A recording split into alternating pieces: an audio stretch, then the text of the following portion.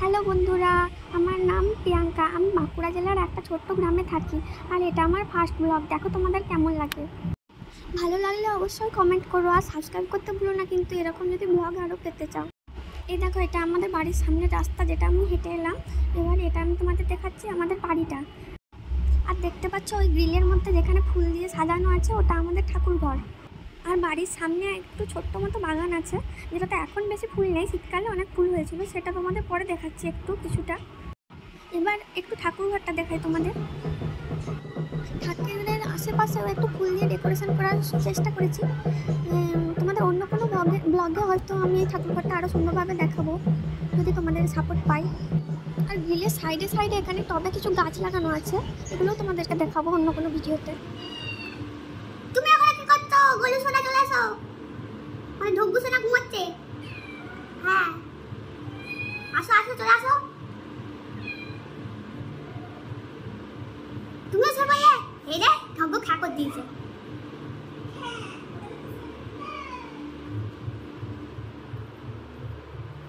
গরমে কেমন বেহাল অবস্থা দেখো বাচ্চাদের। কি করো গলু? ঢোকবু কি করো? ঢোকবু সোনা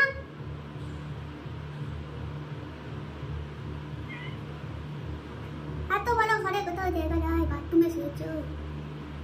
সুন্দর বাচ্চাগুলি। এই দেখো আমাদের বাচ্চাদের কোনো শোয়ার জায়গা নেই, বাথরুমের মধ্যে শুতে হয়েছে কষ্ট করে। এইভাবে দিন কাটছে আমাদের গলু এবং ঢোকা সোনার।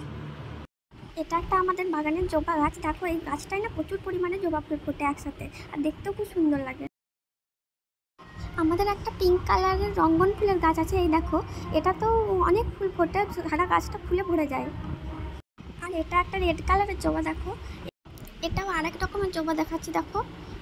এবার চলো কিছু ফল দেখাই তোমাদের। এই দেখো আমাদের গাছে কেমন কাঁঠাল হয়েছে, কতগুলো কাঁঠাল হয়েছে দেখতে পাচ্ছ, 6টা মতো কাঁঠাল হয়েছে এই ছোট্ট গাছ। এরপর চলো তোমাদের আনারসগুলো দেখাই। এই দেখো কতগুলো আনারস হয়েছে, একদম রেড কালারের দেখতে আনারসগুলো। দাঁড়াও তোমাদেরকে কাছ থেকে দেখাই কেমন দেখতে লাগছে আনারসগুলো। দেখে মনে হচ্ছে যেন কোনো রেড কালারের ফুল ফুটে আছে, দেখো।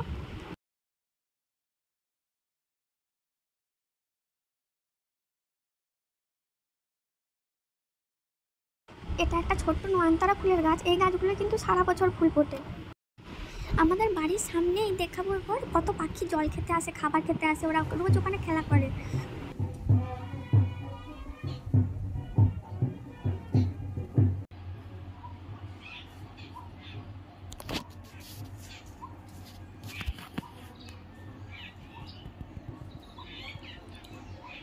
আমি ওদের জন্য জল আর ভাত দিয়ে রাখি, ওরা ওখান থেকে জল আর ভাত খায়।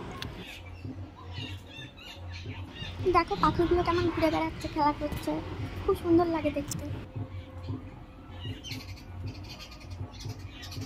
আর এই গরমের সময় না তোমরা প্রত্যেকেই কিছু খাবার আর একটু জল দিয়ে রাখতে পারো ছাদে বা অন্য কোনো জায়গায়, এতে ওদের খুব হেল্প হয়ে যাবে।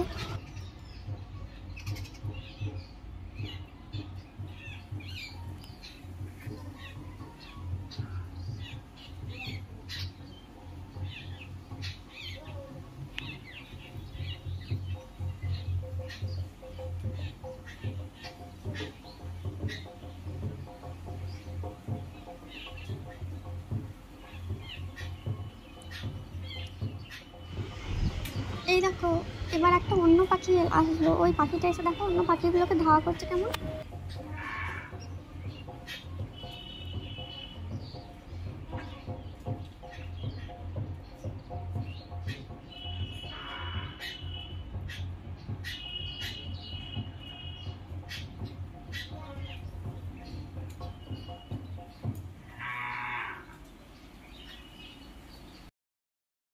এই দেখো এটা একটা ঝাউ গাছ আমাদের।